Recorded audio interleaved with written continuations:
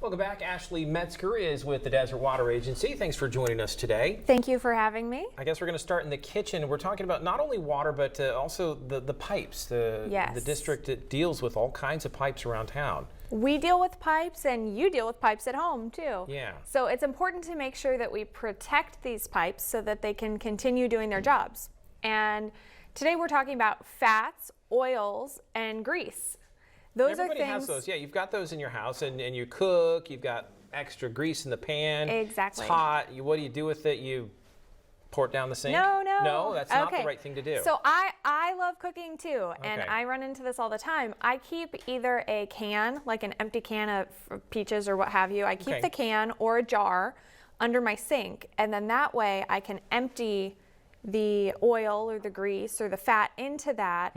And then eventually it hardens, and then you can just throw it in the garbage can. Okay, when I was a kid, we had coffee cans. We just poured it in the coffee can, Yes. put the lid on, and then eventually you get this big can of Ugh. ickiness. Yes. Throw it in the trash? Yes, and it's important to keep an eye. Look at what that does in the can. You put it in, and it's liquid, and you think maybe, oh, if I just put down the sink, it'll get right out of my house. Yeah. And What happens? it clogs. So if you look under your sink, you see that the pipe has curvature, right? Sure. So there are areas in your pipe where the fat can store and over time accumulate and lead to a clog, which can be very disruptive. Not Yeah. only can the inside of the pipe look at just these get photos. disgusting, but then it can burst open, and then you have water damage throughout your home.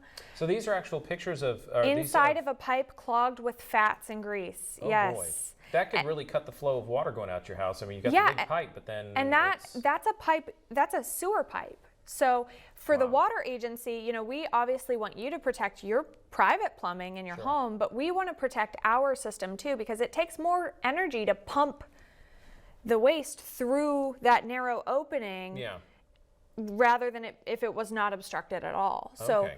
and the more repairs we have to do on our system, because the water agencies out here are public, we would just pass that cost on to the customer. So at the end of the day, you're protecting your pipes and your water system as well. Now I'm told that you actually have some tips on what people can do rather than Yes. doing that. What do people need to do? So one good example is like if you're cooking bacon and you've got all that grease left over, that's the easy one to pour, but sometimes it's not that easy. So you can take a paper towel to absorb some of the extra oil and then throw that away. You can also use a scraper and make sure that you get all those little bits before you rinse. Okay.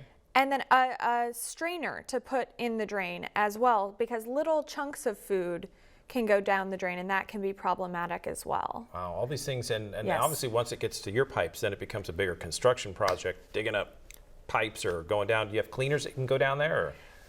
Cleaners are tricky because some of them can cause more problems than they solve. So you have to be careful with what types of cleaners you try to use, because they can corrode the pipe even faster. Okay. Well, it's a lot to think about, but It again, is. don't just turn on the water and just pour that grease down. Even if it's liquid, even if you're pouring it down with soap and you're rinsing it, you got to be really careful and do the right thing and make sure it's going into the trash, not down the drain. Okay, good information. Thank you, Ashley. Appreciate you being here with us.